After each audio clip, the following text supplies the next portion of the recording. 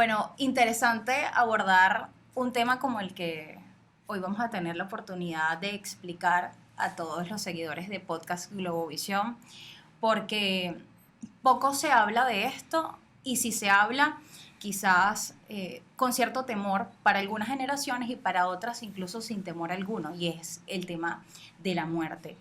Todos en algún punto de nuestra vida hemos enfrentado la pérdida de un ser amado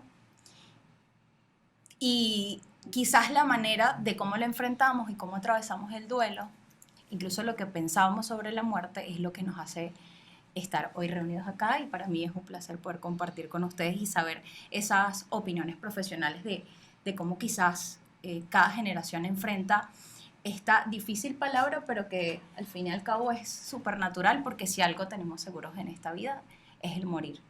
Quisiera pues integrarlos a esta conversación, a este debate que ya empezamos desde hace rato, y cuando hablamos de la muerte, ¿qué es lo más difícil?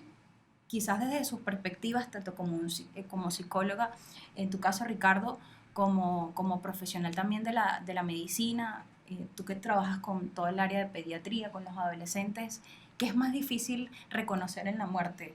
Saber que estoy allí, que esto puede pasar, o trabajarlo, ¿hay alguna consecuencia emocional, incluso cognitiva? No sé, explíquenme ustedes. Todas las anteriores. Evidentemente, si algo estamos haciendo constantemente, desde el momento en que... Recuerda que la vida es una enfermedad crónica que usualmente es mortal, porque siempre termina, como tú dijiste muy bien, en la muerte. Y por lo tanto, desde el momento que tenemos conciencia, nosotros estamos pensando en no la muerte. Hacemos un esfuerzo consciente, a veces más intenso de lo necesario, para no tratar de abordar el tema, porque es preferible negarlo que, especialmente en las etapas iniciales de nuestra vida, donde si soy un chiquiturrio en las etapas desde el prácticamente recién nacido hasta el escolar, preescolar, tú no estás pensando de ninguna manera, eso no es una opción de ninguna manera en tu lista de prioridades. Y cuando eres un adolescente, pues ya comienzas a darle vueltas, pero lo haces más como una forma más egoísta, ególatra, de qué pasaría si yo dejara de estar aquí y el mundo que tanto sufriría si yo no estuviera. Porque somos muy narcisistas en esta etapa y, otra vez, la muerte no necesariamente es una consecuencia natural de la vida, sino es prácticamente un proceso que yo puedo de alguna manera considerar en caso que me pasara o no en un momento determinado de esta etapa que estoy viviendo. Por eso es interesante para los adolescentes. Y en especial el adolescente post pandemia, porque me Porque no sabe detengo lidiar con ahí. la frustración, además. Bueno, recuerda que los adolescentes no son buenos en... Mira, yo siempre uso la película Red, que es la del panda rojo gigante, Magnífica, me Ay, me encanta, encanta. me encanta esa peli. porque el panda rojo representa no la regla, ¿ok? Por si acaso. Sí, exacto. Ok. Que en algún momento todos Todo el pensaban mundo que es era la la regla. menstruación. No, no, no. Bueno, sí, la regla pasó. Claro, ¿ok? pero no era quizás el protagonista En de la absoluto, situación. no. El panda rojo son las emociones desbordadas, Correcto. incontrolables Sí. del adolescente Sí. durante la pubertad, que la pubertad es que se despierta una partecita chiquiturria de tu cerebro que se llama la pituitaria y hace que todas las emociones aparezcan de un solo golpe.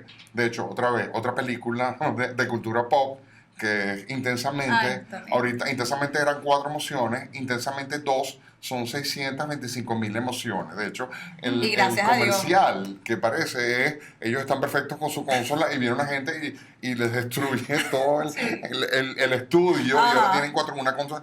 ¿Y qué es esto? ¿Qué pasó aquí? Eso le pasa al panda rojo, una cantidad de emociones gigantescas que no sé manejar, y dentro de esas emociones yo estoy manejando varios duelos. El duelo de ese niñito que ya no soy, el duelo de que De me voy a reconocer separar. quién soy, además. Bueno, eso no es un Sí. duelo, eso es un reto gigantesco Ok, ok. y es una pesadilla, pero al mismo tiempo es interesante. Pero el duelo es que no voy a estar más con mi papá y mi mamá como que son mis figuras más importantes, sino ahora son mis archienemigos. Y por supuesto, la invulnerabilidad natural que corresponde a que yo estoy tan aterrado de esto que yo manejo esto con negación. Las emociones las manejo que a mí no me va a pasar nada. Y porque no me va a pasar nada, es que me pasa todo. ¿Ok? Entonces eso es lo interesante de, por ejemplo, la muerte. Y antes comentábamos que por qué el adolescente hace esto. Bueno, el cerebro prefrontal, que es el que se encarga de verdad del mando central, aquí como tu operador de mando, resulta que no está bien desarrollado y yo soy extremadamente impulsivo de forma natural, como adolescente, como centennial. Y como impulsivo que soy, estas emociones a veces me dominan, a veces no, constantemente me dominan y me meto en líos, ¿ok? Y a veces esa impulsividad en un momento determinado me puede llevar a tomar una decisión que no puedo echar para atrás, como el caso de meterme en un reto o hacer una cosa que sea altamente riesgosa porque no estoy evaluando el riesgo y simplemente lo hago de forma impulsiva y la consecuencia ya después que me voy cayendo ya es como tarde. Sí. Y ya vamos a hablar de los retos. Pero Yo- las emociones. Sí. ¿Cómo enfrentar esa mezcla de emociones Yo cuando escuchaba a estamos Ricardo en la niñez? y, o sea, quería echarme como un poco más para atrás porque por supuesto que, como él decía, sí tiene influencia mucho la primera etapa, ¿no? O sea, cuando tú estás, por supuesto, chiquitito, hasta los 7 años es una cosa y sobre todo ese lenguaje que tiene mucho poder de lo que te va diciendo tu mamá, de lo que tú escuchas de fulanito se murió, de que porque te vas a caer, te vas a morir. O sea, todo eso tiene tanta carga, tanto lingüística, porque bueno, los lenguajes crean emociones y crean realidades, que bueno, uno está ahí como que realmente será tan terrible morir. O sea, ¿y por qué se van? ¿Y qué ocurre? ¿No? Yo siento que quizás en esa primera etapa por eso tenemos que, no es que no lo vamos a hacer en la etapa de adolescencia, ser significativos, pero en la primera sí tenemos que tratar de hacer esa conexión. Yo cuando le hablo a los papás le digo, mira, en la primera infancia, de los que tenemos de 7 años a más o menos los 12, porque ya después entra otra cosa en juego, es importante recordar lo beneficioso de educar en todo sentido, desde los lenguajes, desde tu modelaje, desde lo que hace el colegio y contigo, la parte espiritual, o sea, todo eso tiene como un efecto importante de lo que tú ves y repites como que, ah, bueno, pero si mi mamá habla de la muerte con tal tranquilidad, pues no será tan grave. O de verdad que esto aquí en esta casa, esto es una cosa horrible, entonces, ¿qué será ese monstruo? Y luego, cuando comienza la etapa de la adolescencia, que por supuesto entra, como decía Ricardo, todo un proceso cerebral donde ya, bueno, no me importa, bueno, ya al final si no me dijeron, entonces, bueno, ahora yo veré qué hago para probar, porque yo ahora sí importo y ustedes se la calan. Ese es el otro escenario donde los papás ahora acompañan y tienen que entender que él también tiene que evaluar sus consecuencias, pero al mismo tiempo no dejarlo solo, que es lo que muchas veces vemos, ¿no? Bueno, no te entiendo. O sea, tú eres un problema en esta casa y la muerte entonces es un problema porque tú quieres repetir todas las conductas. Entonces, fíjate cómo importante desde el modelaje de las emociones, que no es solamente las que están en el estudio, sino que existen más de 87 emociones que vivimos diariamente, pero que no sabemos si no le educamos, pero no lo modelamos nosotros desde el adulto significativo que somos. Entonces, bueno, mira, esto me hace sentir de tal manera, esto me genera miedo, pero ¿por qué te genera miedo? O sea, hay que buscar siempre esos espacios para hablar de temas tan álgidos como morir o por qué tú sigues a tales cuentas y por qué te interesa hacerlo. Fíjate. Y ahí está puramente el tema emocional, a mi parecer. Qué interesante eso que dice Tachi. Perdón, la doctora. Ay, bueno, ¿qué te pasa? Déjame un segundo de yo. ¿Okay? Qué interesante eso, porque en las etapas iniciales, estamos hablando de menos de 7 años, además mi pensamiento es concreto. ¿Ok? Según Piaget y todas estas cosas, y gente que sabe eso, yo soy pediatra, yo no sé nada de eso. Y resulta que, de alguna manera, un pensamiento objetivo concreto, yo necesito elementos perfectamente establecidos para elaborar una fórmula que me haga entender. Porque de otra manera yo me voy fuera de la caja, como quien dice, y mi imaginación es ilimitada. Y si no hay alguien que me diga, mira, la muerte es 1, 2, 3, 4, o sea, dejas de vivir, tu cuerpo no funciona más, depende de la religión que tú tengas en la casa, hacia dónde va a ir el cuerpo o qué va a pasar con esa energía. Sí, eso es importante. Para que tú entonces hagas tu cuento en la cabecita que te corresponde de, ah, ok, esto es la muerte.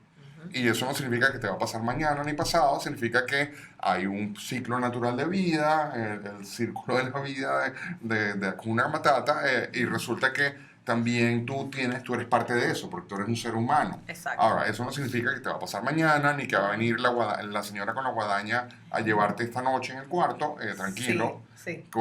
Pero sabes que es importante porque entonces es chévere que de repente tenga yo o una mascota o alguien que le ocurrió esto porque entonces me permite a mí ayudar a entender esto. Y hacemos el proceso, elaboramos completamente, se murió y lo enterramos y lo sumamos por la poseta y hacemos una oración, Claro. qué sé yo. Y Ok, desmitificas mucho lo que en la sociedad te dicen de qué vas a hacer y que eso sea malo. O sea, creo que Exacto. cuando tú vives eso como experiencia, bien sea desde una mascota, desde una persona, no está mal que lo vea un niño, que eso No, es un al error, contrario. porque no te lo No, no lleves, no le lleves, no. digas.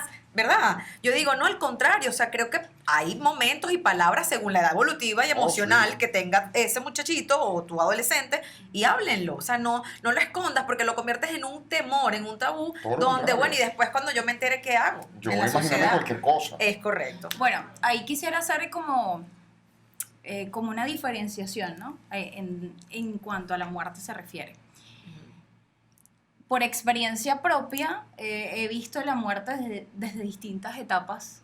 Quizás cuando fui niña, perdí a mi papá cuando tenía 10 años y evidentemente fue mi primer acercamiento a la muerte y recuerdo que todo fue como muy lúgubre desde que supe que estaba agonizando, cómo se manejó todo. Recuerdo esa llamada, ese vamos a ver a tu ¿Qué edad papá que tenías? se quiere. Tenía 10 años, Wow. iba a cumplir 11 y mi papá venía de enfrentar cáncer, Enfermedad ya crónica. había, claro, ya había sido amputado incluso, ya había vivido toda la etapa de quimioterapia y incluso nosotros nos habíamos mudado a Valencia y recuerdo cuando mi abuela la envían a cuidarme de Caracas, o sea, yo nací en Caracas, y recuerdo cuando en el viaje, ese autobús, recuerdo que habían metido la mejor ropa que tenía mi papá.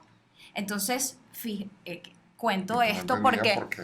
ajá, cuento está esto pasando? porque nadie se tomó el tiempo De de explicarte. sentarse conmigo, pero ya yo sabía, y estamos hablando desde hace muchos años, ya yo sabía que algo no estaba bien con mi padre porque además mi papá, ¿cómo se iba a vestir así, de esa forma? Y ya para mí fue como que la prueba más dura de que algo pasaba. Claro. Porque, ¿sabes? Íbamos a viajar a Caracas nuevamente, me llevan la noche antes de su muerte, él murió a las 6 de la mañana, y me llevan a otra casa de un familiar que yo no tenía ningún trato, o sea, cercano. Está aislado. Ajá, y mi encuentro fue ya llegar en plena agonía, ver a mi padre en una situación que de hecho me ha inspirado a escribir una novela o me ha inspirado a escribir porque me tocó una fibra Por supuesto. que fue muy fuerte. Entonces, esa etapa de cómo nadie me preparó y además en mi caso tuve que asumir la valentía de que es una cosa terrible.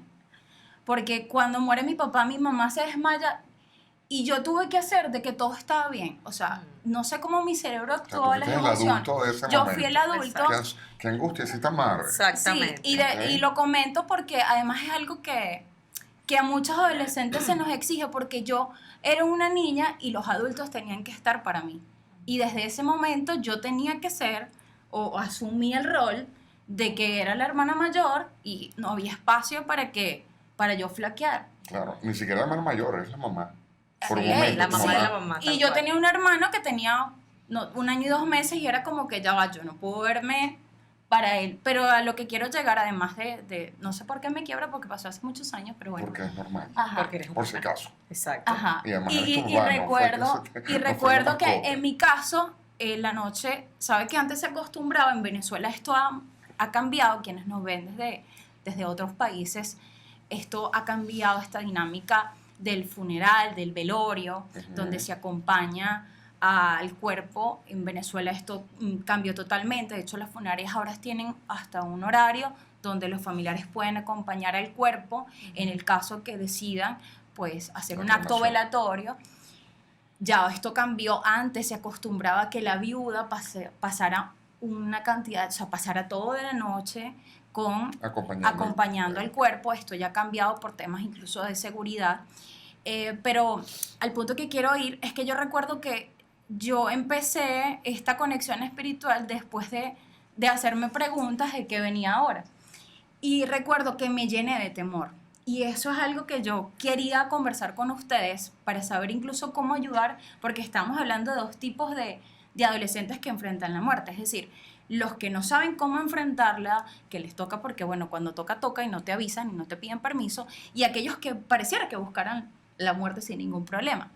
En este punto, evidentemente, estaba yo en el primero donde, bueno, lo tenía que enfrentar. Y yo recuerdo que me llenaba de temor, es decir, era como que si yo sintiera que después se me iba a aparecer mi papá y no me daba tranquilidad. O sea, era algo, y recuerdo que cuando esa imagen de cómo agonizó y después verlo en la urna, yo no estaba preparada para ello. Y la Nadie. cultura venezolana hay una especie de sadismo que después lo Oh. evidencié con las otras muertes que ya les voy a relatar, que era como que, mira, tienen que quitarle a Saúl los botones de la camisa. Que lo bese. Ya va, los botones de la camisa, y me lo mandó a decir una tía a mí, y Sí, yo, terrible. que le digas a tu mamá que le quite los botones de la camisa, y yo, o sea, yo así ¿Cómo como que, para qué? como por qué, no, porque por cada botón es un familiar que se va a ir. Imagínate tú, ahí entra Ya va, la carga de y me lo social. dicen a mí Esa no me la a los conocía. 11, o sea, a los 10, y yo estaba como que, y después era, ve a su papá, porque usted tiene que ver a su papá, y usted tiene que, y yo estaba todavía con la imagen de mi padre muerto en un mueble, con la boca abierta y los ojos abiertos, o sea, no fue nada como en las películas, para nada, y yo estaba como que, yo de verdad no lo quiero volver a ver, obviamente los arreglan, lo comento así un poco, no para crear ese sadismo que viví, sino es porque cuando alguien pierde a un familiar por una enfermedad terminal como es el cáncer, la persona se deteriora mucho. Ujú. Entonces, obviamente, él ya no era la persona a la que yo estaba acostumbrada a Por ver supuesto. desde hace un tiempo, ya yo venía viviendo eso. Y cuando lo tuve así de cerca, y es el punto que conversaba por una encuesta que hacía en redes sociales sobre cómo enfrentaban la muerte, porque si recuerdo a esa adolescente perder a su papá, lo que más me pegó durante el proceso de duelo, durante los años, incluso a mis 32 años, es que no tuve la oportunidad de despedirme de él. O sea, él se despidió de toda la familia y nunca tuvo una conversación conmigo que fuese saludable para mí. O sea, Ok. y creo que Pero no es culpa de él, pobrecito. Ok, o sea, ni tampoco tuya. Ojo. Ujú. claro, pero entiendo que es difícil, y aquí a esto voy. Me decían, no, es que a los padres, me lo decías tú, que me decían los padres porque les cuesta asumir y a conversar, pero creo que somos una sociedad que ha estado tan rota que intentamos crear gente saludable mentalmente cuando a nadie nos enseñó tampoco cómo hacerlo. Y lo comento porque yo pudiese ahora cuestionarle a mi madre, cosa que no hago, de decirle por qué no tuviste el tiempo de hablarlo conmigo, quizás tampoco como fue todo lo que vino después, o sea, a mí literalmente murió una cantidad de cosas conmigo ahí porque enseguida me cambiaron de casa, Mira. botaron su ropa, o sea, Mira, estamos hablando hace 20 años atrás, ¿ok? 20 años atrás, y tú eres una bebé, porque 10 años hace 20 años atrás, tú eres Era una una bebé, millennial. tal Los cual. millennials no deberían estar expuestos a estas cosas, y más aún cuando la cultura de nosotros lo que explica solamente, o lo que implica, es un ritual al que que está bien, el ritual, todos los rituales son fantásticos, a pesar de que algunos son más bárbaros que otros, y que preferirían no todos fueran tan terribles como pudieran ser, y que fueran un poquito más suavecitos, especialmente por la edad. O sea, ni calvo ni con 7 pelucas. Una niñita de 10 años, perdón, una No, adolescente claro. de 10 años, no tiene que ocuparse de esto, pero en algún momento me tiene que ir diciendo que esto es lo que puede pasar, Informar. y probablemente te va a pasar. Y pero es el sí, choque cultural que te comento, o sea, nadie te explica, pero tienes ellos no que sabían, tu sobreentender. mamá no sabía, pobrecita, vamos a darle chance a tu mami. Hay una cosa que se llama desesperanza aprendida. Correcto. ¿Ok? Learn helplessness. Lamentablemente, ese es un sentimiento que se ha ido generalizando, universalizando, no solamente cultural y geográficamente, sino a nivel cronológico para todo el mundo y su hermano, por decirlo de alguna manera. Sí, el hecho que el mundo se va a acabar, Greta Thunberg diciendo que se nos va a ir Sí. la capa polar y todo lo que nos está pasando en los cambios de termorregulación, etcétera, etcétera, etcétera. El bombardeo. Exacto. De alguna manera ha hecho que esto que se llama desesperanza aprendida es que tú sabes o piensas, te están enseñando o tus estímulos externos te dicen que pase lo que pase, va a ocurrir esto. Y si va a ocurrir, ¿para qué voy a intentar? ¿Para qué vivir? Exacto. ¿Para qué voy a seguir intentando? Ujú. ¿Ok? Las buenas noticias es que fíjate que a ti no te pasó. Y las mejores noticias es que al resto de la gente, a pesar de todo, a la mayoría no le pasa. Correcto. ¿ok? A pesar de eso, de no te preocupes que todo se va a acabar y te quedan 2 meses, no, calma, yo voy a seguir intentando y tú dijiste la palabra clave. La esperanza, que es teóricamente lo que nunca se pierde porque Ujú, es lo que correcto. quedó, lo último que pudieron cerrar antes que Pandora abrió la caja. Esa es la mitología griega. No, Resulta sí, que es el mejor medicamento para curar la desesperanza aprendida. Y es lo que enseñamos muchas veces en terapia a los adolescentes, a los padres, a identificar sus fortalezas personales, o sea, qué es lo que para ellos es como esa banderita que ante cualquier circunstancia, es como cuando yo le pregunto a algún adolescente, ¿tú has pensado realmente acerca de morir? Sí, claro, obviamente yo he pensado, ¿qué pasaría si me muero? Y ajá, ¿qué pasará con mi familia? ¿Y qué pasa? O sea, cuando no lo intentas o cuando lo piensas pero no lo llevas a la acción, ¿qué pasa dentro de ti? No, bueno, que de alguna forma puede que pase algo mejor y ajá. Si estamos hablando, por supuesto, solamente de pensarlo, no estoy aquí no tocando temas de cuadro depresivo, de trastornos de personalidad, nada de esto. Simplemente por eventos circunstanciales como pérdidas, eventos traumáticos, choques, me fui de otro país a otro, mis papás se separaron, ese tipo de cosas que afectan tanto emocionalmente que no sé cómo manejarlo porque mi cerebro no me ayuda y emocionalmente estoy desbordado y bueno, no sé con quién hablarlo y mis padres me dicen, ay, mejor deja eso así, ya no lo intentes más cuando finalmente buscan ayuda, gracias a Dios, o al menos se lo comentan a alguien, pero inténtalo y esa persona en el fondo lo que saca a relucir son sus fortalezas personales y una de ellas es eso, la esperanza. No estamos sazonándolo tampoco con temas religiosos que probablemente eso también le genere un poco más de pertenencia a quien la ejecute o crea, tenga reverencia en eso.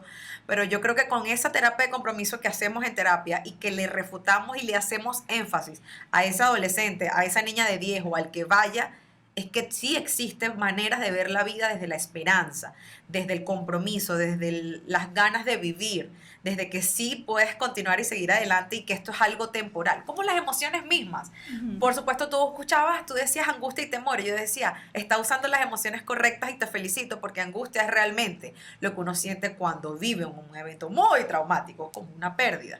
Y temor es el miedo anticipado a, por supuesto, tú no querías que pasara de nuevo.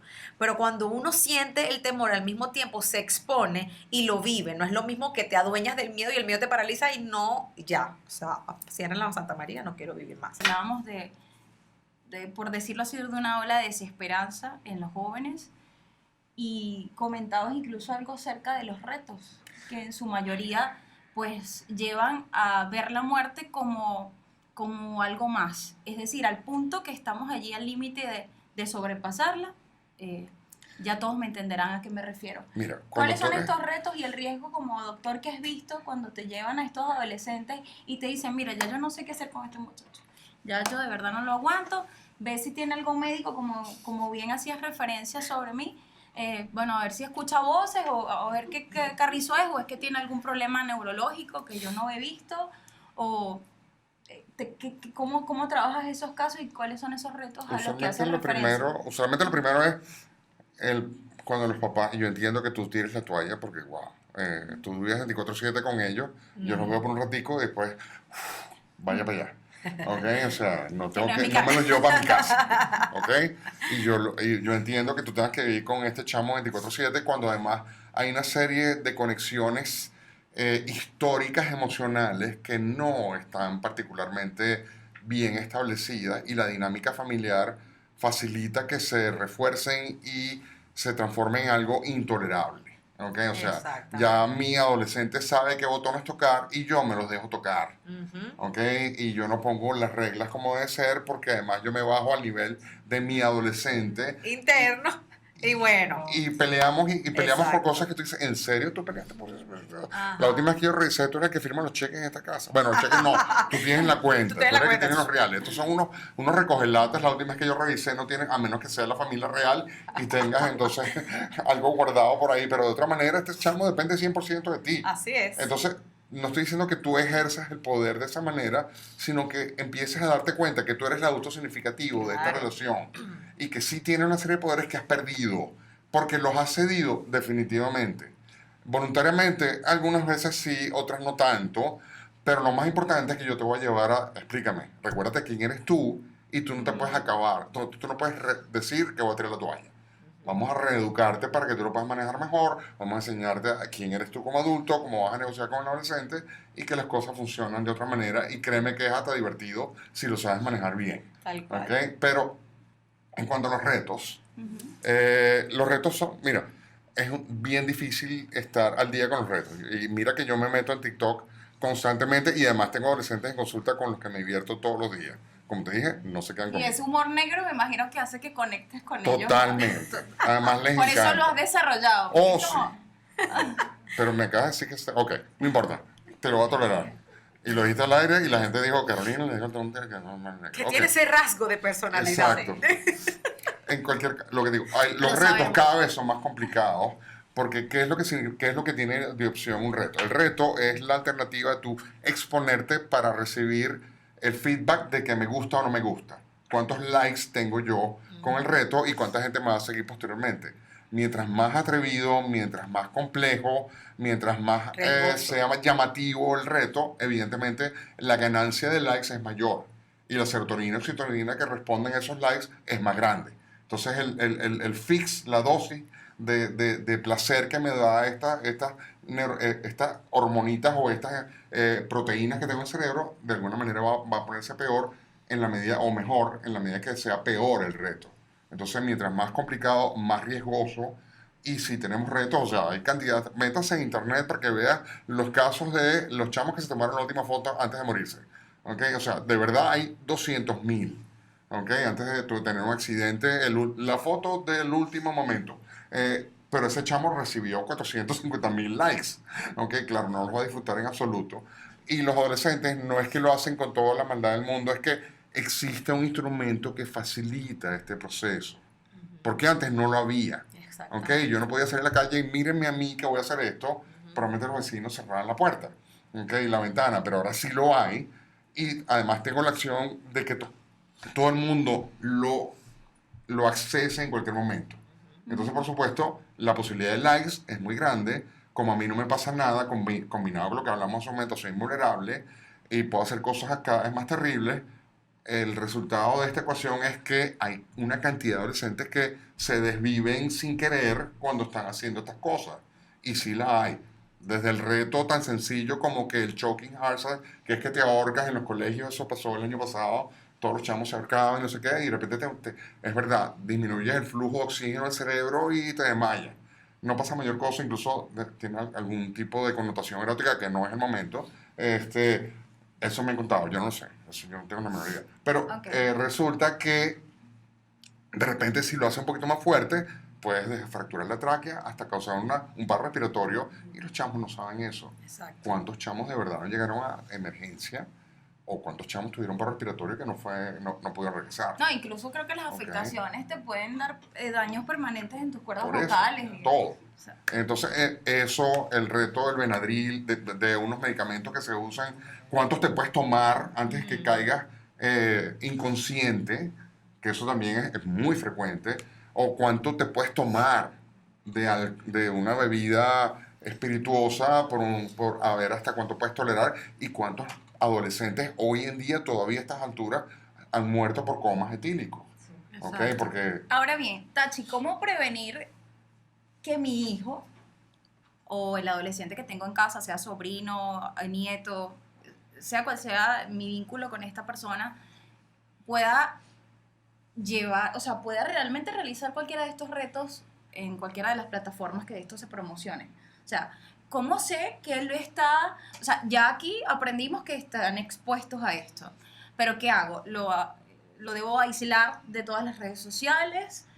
¿O eso más bien incrementa su deseo a conocer lo que hay en estas plataformas? Ujú. ¿O cómo sé que realmente ya está poniendo en marcha cualquiera de estos planes?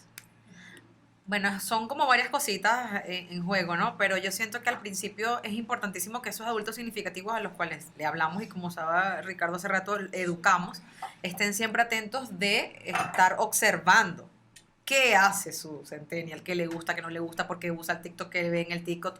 O sea, tener esas conversaciones genuinas. Yo uso el término de hablen chilling, o sea, tranquilo, Sí. no como una cosa, pero ¿qué estás viendo? ¿Y por qué? Ay, no sabía, cuéntame más. O sea, ese interés, eso es perfecto. esa curiosidad, porque ya no va a ir él a tu territorio, tengo que ir yo al territorio de él o de ella.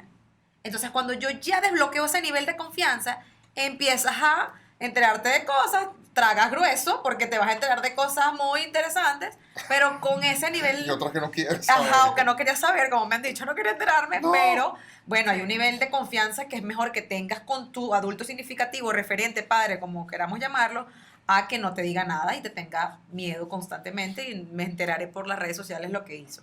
O sea, creo que todo va a partir de esa comunicación, de ese nivel de confianza que yo como papá adulto tengo con mi centennial, con mi adolescente. Y poco a poco revisar el uso de tecnologías, cuánto tiempo duras allí, cómo vamos a hacer para negociar el uso con tus responsabilidades, qué consecuencias tienen tus acciones, pero desde esa tranquilidad. Ajá, y ahora Manteniendo, por supuesto, la hay un jerarquía, por tema supuesto con que eso. eso es Gracias. importante. Hay una no cantidad es de del pan al cosas- Tú no pan. eres pana. Vamos a darle el Exacto. TikTok, tú y yo. No, No me exactamente. fuñas, ¿ok? No, estoy de Ajá, acuerdo. justo en ese tema quería abordar. De hecho, hay Fuña. una cantidad de reels No existe que hablan otra sobre manera. esto y le hacen mofa y usan ese humor negro para hablar de la crianza respetuosa. Y Amor la respetuoso. hacen la comparan a la crianza que no sé si era irrespetuosa o era la tradicional y que para muchos funcionaba y a algunos, bueno, no funcionaba porque esta persona es bastante mala o está un poquito trastornada, así que no sabemos si funcionaba o no. Lo cierto es que hasta qué punto esa confianza pasa a ser extremadamente permisiva o, por el contrario, el adolescente en este caso se siente que han violentado su privacidad y es como no tenías derecho a ver en mi teléfono o a saber mi conversación y está el otro padre que dice, ¿y cuándo acá tú tenías derecho? Entonces, ¿hasta qué punto cómo sobrellevar esto como padres? Fíjate, qué interesante, porque la LOPNA, si la revisamos Ajá, de nuevo, ajá. la Ley Orgánica de Prevención de Protección del De Niño, niños. Niña y Adolescente, la última vez que revisé, no tiene ninguno de los artículos que tenga relación con privacidad. En otras palabras, no hay ningún principio legal que sustente el argumento de yo tengo derecho a privacidad. Anda a comer. Aquí, en esta casa, tú no Ok. tienes. Pero claro. Me abres sí, la puerta de ese cuarto. Exacto. De ahora, si no me la abres, te la quito. La puerta, me La refiero. quito la puerta. Ponemos una Una puerta de puerta. lágrimas. Aquí se nota que venimos todos de una crianza que no fue respetuosa. A mí no me daban la oportunidad No, a no, yo pensar sé. que iba a comer o elegir la comida. No. Aquí espérate. no había eso. Y Usted tú te- come y esto tú- porque eso es lo pero que es hay. que- Y come oh, rápido. A mí no me, o sea, ni calvo ni con 7 pelucas. de Exacto, nuevo. Yo, o sea, exactamente. yo no culpo a mi generación, bueno, de hecho, no culpo a la generación precedente ni a la mía, por eso yo soy boomer y Ajá, mis papás exacto. eran de la gran generación, mis padres, pero eso es lo que ellos sabían, esa es la información que ellos tenían, no es culpa de Exacto, ellos. es correcto. Ese es el estilo de manejo de educación de hijos que ellos entendían que era lo más natural porque es lo que recibieron. Y yo explico eso, Ricardo, que es como el nivel de comprensión, no para excusarlos, sino para No, para comprenderlos. entenderlos. Exacto. Y para perdonarlos, porque Claro que mi papá sí, me o sea, pegaba para muchas no- veces. no. ¿Tú tienes hijos? Sí, ¿Cuántos ya- años tienes? somos señores, 30 y 28, pero tengo una chama de 8. Ok. Ajá. Bueno, ya vas Ok. a revivir muchas de Las esas Sí, cosas. estoy, las claro, estoy reviviendo. Además Pero que ella son tiene, mucho más rápidos. Los de 8 ya ahorita ya están como que en otra fase. No, que yo no sé dónde están en este momento. ¿Dónde O sea, están tus ya hijos? están hablando como cosas que uno no había hablado. Escúchame, pero lo que te iba a decir de esto es que para esta nueva generación de papás millennials, como tú, que de repente entendieron que el concepto era yo soy pana de mis hijos. A mí ¿Qué? me parece que eso no debería ser. No, porque le estoy quitando a mi hijo la posibilidad de tener un adulto significativo que lo necesita. Exactamente. ¿Ok? Entonces, y que no va a vivir el duelo que va a tener que vivir porque eso es parte del proceso de búsqueda de identidad, identidad. correcto. ¿Ok? Así que lo necesito. Pero yo llego a establecer normas, reglas, Sí. sugerencias y por supuesto al final de cuentas lo que va a decir el corolario de todo este acuerdo es, al final decido yo, papi. Tú tienes derecho a intentar cambiarme y me pones por otra vez me encanta Red, me hace una presentación de PowerPoint Ay, sí. fantástica para ir al Para ir al concierto. concierto. Ok, me encanta. Y resulta que al final, bueno, la es chévere, pero no vas. ¿Y cómo enfrentas el castigo? Es decir, si incumples la norma, viene un castigo. Claro. ¿Y cómo haces? Usualmente es Ustedes la con la decapitación generación- inmediata. Ajá. ¿Ok? Pero no, también el castigo va dentro del negocio. Es correcto. ¿Ok? De la negociación incluye, ¿Y cómo papi, haces estos cuando son el tus adolescente, derechos. cómo hacemos cuando el adolescente, en el caso de tus pacientes, Ajá. ya quitándonos como de padres, en el caso de los pacientes dice, mira, hay varios que puedo mencionar. Está el que no le importa ser castigado, es como que no me importa. O sea, quítame, no me importa el Esa es teléfono. la que no existe. Ajá, ya va. Hay quienes no les importa el castigo y hay otros que les afecta tanto el castigo que hasta pueden atentar contra su vida. Ok, es decir, pero no, lo que vas a decir es que no estamos usando el castigo correspondiente. Ujú. ¿Ok? La Porque si forma. no me importa, no estamos utilizando el formato que des. No le está llegando. pero psicológicamente puede pasar que no te importe porque no te importa tu vida. Pero porque tiene una consecuencia, o sea, a raíz de algo Pero, que está mal pero una usado. consecuencia que me duele, papá. Exactamente. Ok, o sea, si no me haces esto, te voy a dejar de hablar. En serio, toma. Y lo Claro, hago. no me hables. Ok, o sea, no. O sea, yo sé qué es lo que te gusta a ti, papi lindo. Y aquí está la lista. Aquí está la lista de derechos que tú estás de acuerdo y de deberes que Hay acabamos de cumplir, llegarlo. exacto. Si no está, papito, entonces aquí están lo que vamos a Las limitar. consecuencias. Y tú mismo lo vas a hacer conmigo. Yo soy el CEO de esta empresa y tú eres un empleado que quiero y amo porque te traes desde que eras chiquito para la clínica, de para acá. Entonces, como te quiero tanto, yo te voy a permitir que tú y yo lleguemos a un acuerdo de cuál va a ser la limitante que vas a obtener gracias a lo que hiciste. Exacto. ¿Ok? Entonces, el riesgo de que pase algo que no me funcione ni que me llegue a un extremo de desvivirme es menor. Porque hay unas expectativas perfectamente claras en ambas partes. Y ojo, esto no son las tablas de mandamiento de Moisés. Esto hay que cambiarlo prácticamente, Sí. a veces semanal. ¿Ok? Hay que negociarlo. Y ojo, esa lista tampoco tiene que ser muy larga porque por eso No, mismo no. tiene que ser algo muy Ahora puntual. bien, me gustaría pues conocer más la parte psicológica de todo esto, la vinculación incluso que puede tener el castigo con la muerte, cómo enfrentar esta ola de desesperanza que hay en los jóvenes. Creo que es un mensaje importante porque hemos hablado desde la muerte, desde la vivencia. En este caso usamos, bueno, mi experiencia, pero yo sé que ustedes también han tenido, digamos, un cara a cara con la muerte, un familiar, amigo, quien sea, pero como que el fin de este podcast es pues alentar a la vida, por supuesto, y alertarnos también sobre aquellas cosas que podemos reconocer o que no hemos visto o que no sabemos cómo enfrentar en nuestros adolescentes, en nuestros niños, para evitar que ese sea pues el desenlace de su vida, es decir, o el final de su vida. Cómo reconocer cuando ya mi hijo ya piensa la muerte como una opción, es decir, ya no hay desesperanza, ya no hay esperanza y siente que ya no tiene ningún propósito su vida y cree que esta va a ser la mejor opción porque incluso ve que esta va a ser una opción para mejorar su familia, bueno, yo realmente no sé qué hacer con mi vida, no sé qué estudiar, no sé, no quiero vivir acá. Usualmente no son tan altruistas, créeme. Esa decisión de ellos, si yo desaparezco, todos van a estar mejor. No, te esa la no compro. aplicaría. Esa no va. Lo Sí, digo, sí. insisto, desde el desconocimiento como madre que yo puedo pensar eso. También hay un tema de la sed de reconocimiento. Entonces, yo quiero ser reconocido por algo, voy a hacer que en mi vida o el final de mi vida sea memorable. Entonces, ¿cómo identificar, cómo luchar, repito, con esta ola de desesperanza en los jóvenes? ¿Cómo enfrentar el tema castigo si tiene alguna vinculación con la muerte?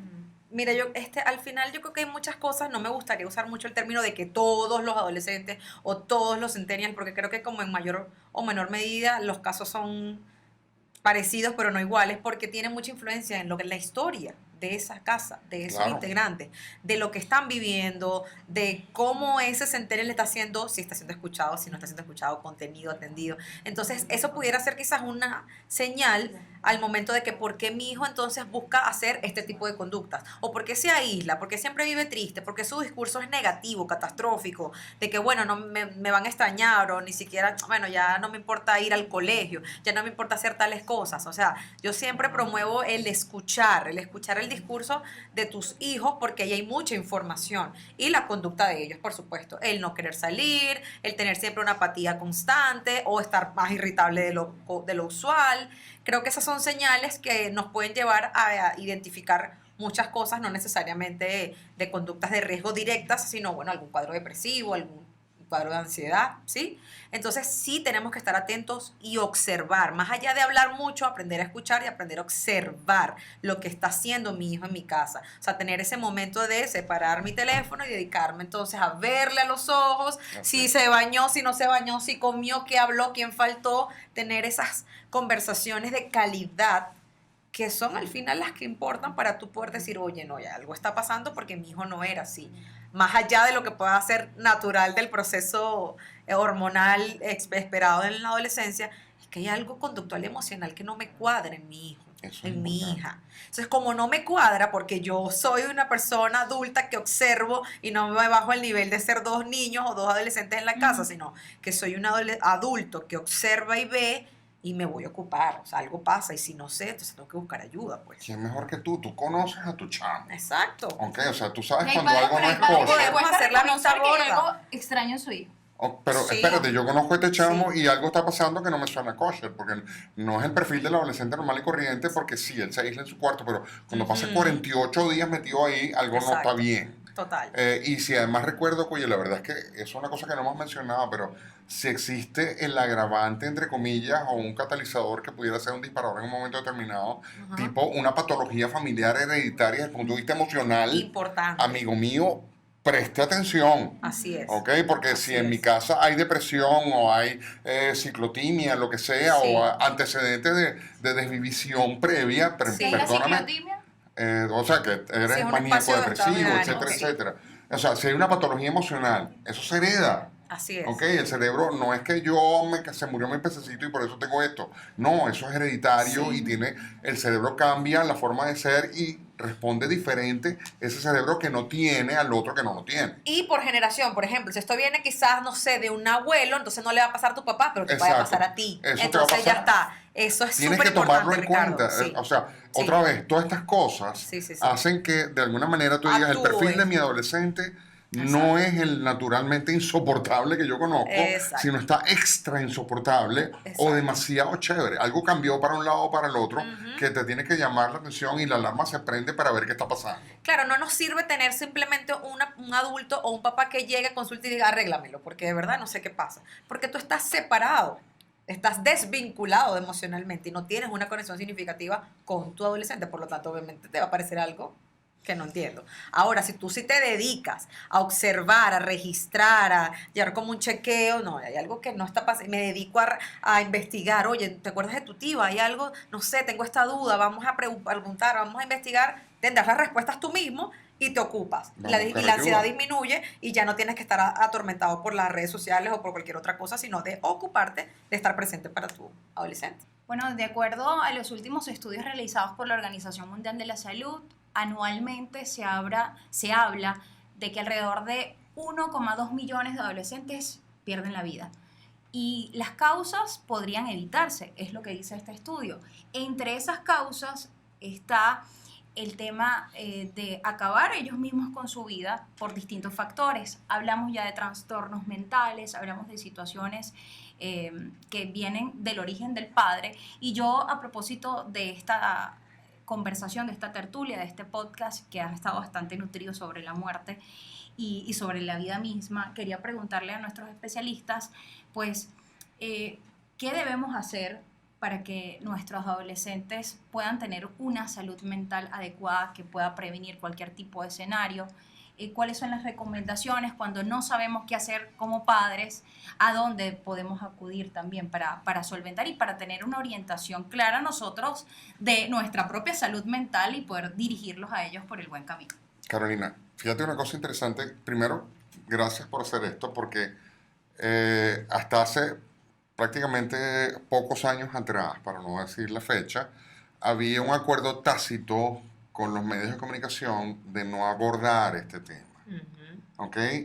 Y yo entiendo que en ese momento, cuando se tomó esa decisión, la justificación era razonable, porque hay una cosa que se llama la epidemia de desvivencias adolescentes cuando cuando en un colegio, en una situación, en un institución educativa, un adolescente pierde la vida o se desvive, entonces se abre un archivo de la computadora como eso es una posibilidad y sí, es verdad, hay una especie de epidemia de seguimiento de esa conducta. Entonces entiendo que los medios era la forma de evitarlo.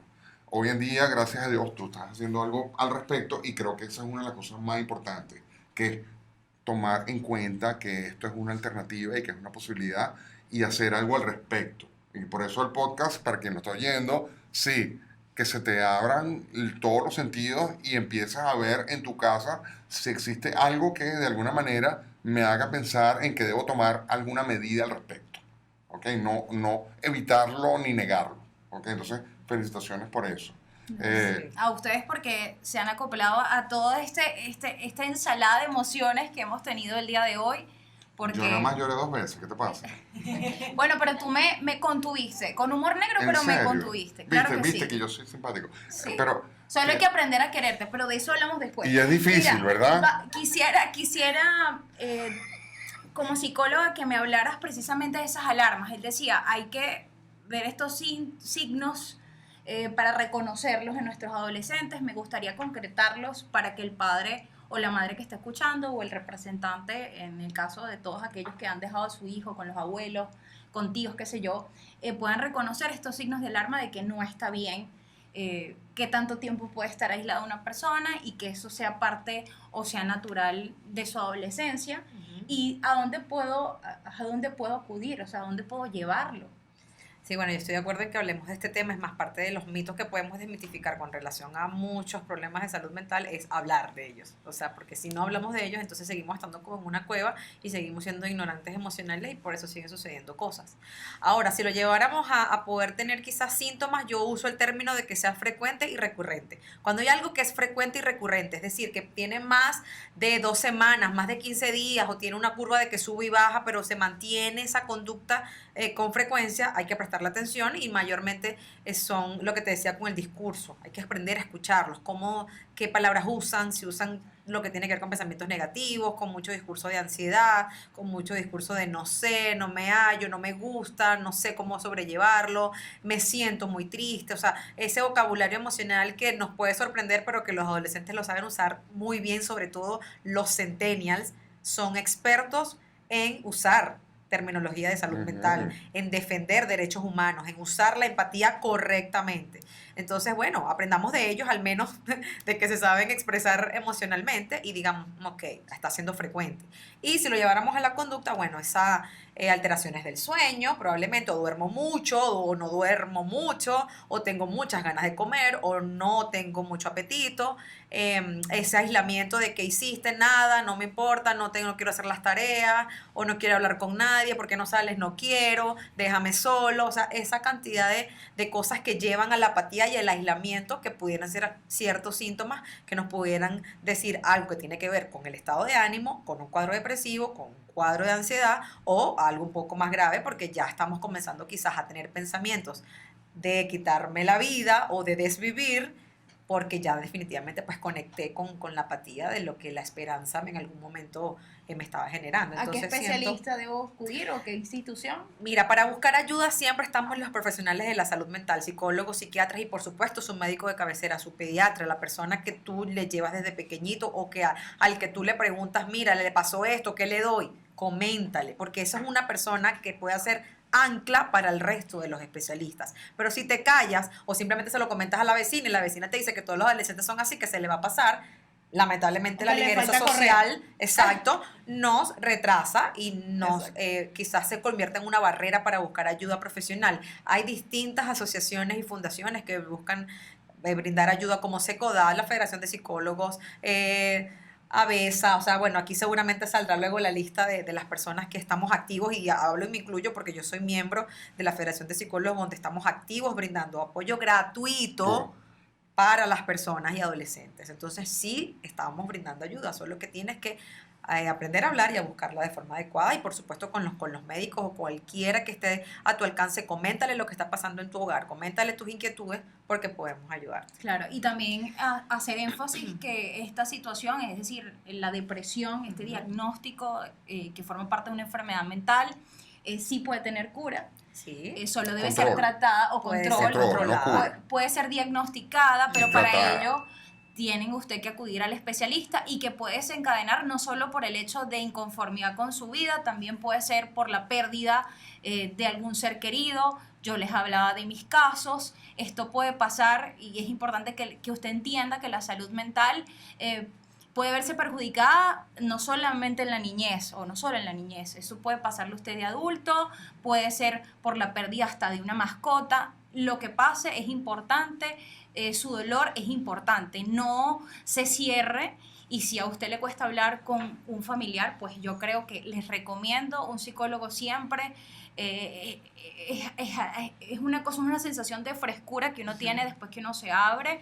Y bueno, si a usted a eso le puede añadir una ayuda espiritual, yo les diría como testimonio vivo que eso es increíble. Sin embargo, aquí alentamos es a eso, alentamos es a la vida, a la responsabilidad, sí, afectiva, pero también la responsabilidad de padres dentro de lo que entra todo ese espectro de no solo el cuidado, de que pueda estar bien vestido el muchacho, que pueda estar limpio, pero que también pueda tener la salud mental al día. Así y si es. usted no sabe cómo hacerlo, pues busque ayuda, así como quien no sabe cómo maquillarse ve un tutorial.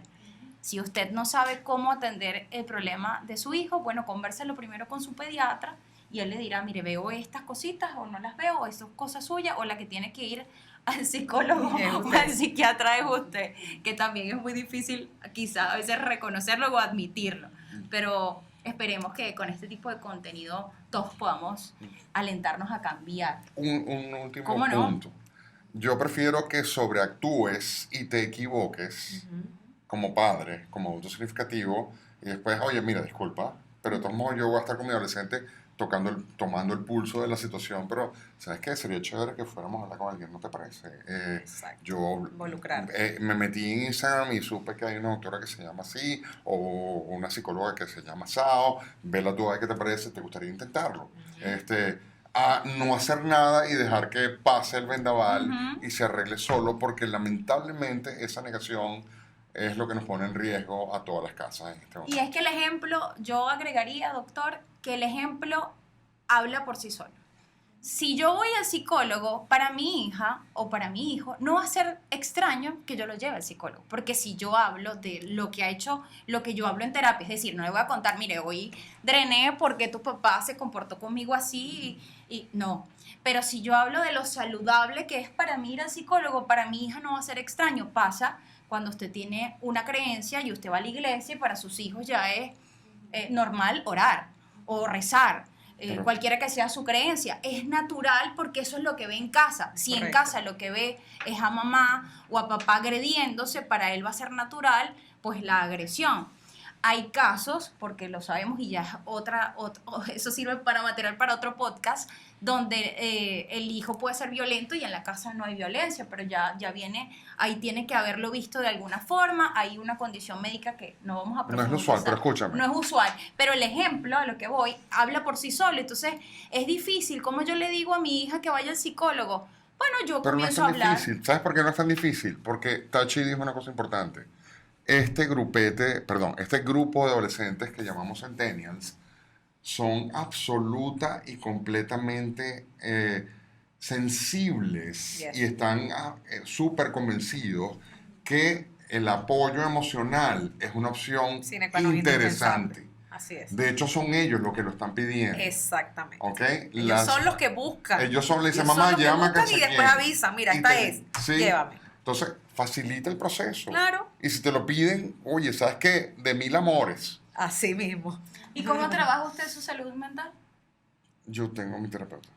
Excelente. Y tomo medicina. Yo también tengo el mío, por supuesto. La psicóloga tiene su propio Claro que terapeuta. sí, desmitificando ¿Cómo es eso. Y eso? aquí también, aquí hay gente responsable con su salud mental. Nosotros vamos a terapia y por eso, bueno, si usted está escuchando o viendo este podcast, llévese ese mensaje poderoso en el que usted se hace responsable de sus emociones y de esa forma creo que demuestra el amor gigante que le tiene a sus hijos y a su familia, también atendiendo su propia salud mental para poder dar de lo que tiene. Si usted tiene paz, eso es lo que usted va a dar a su familia.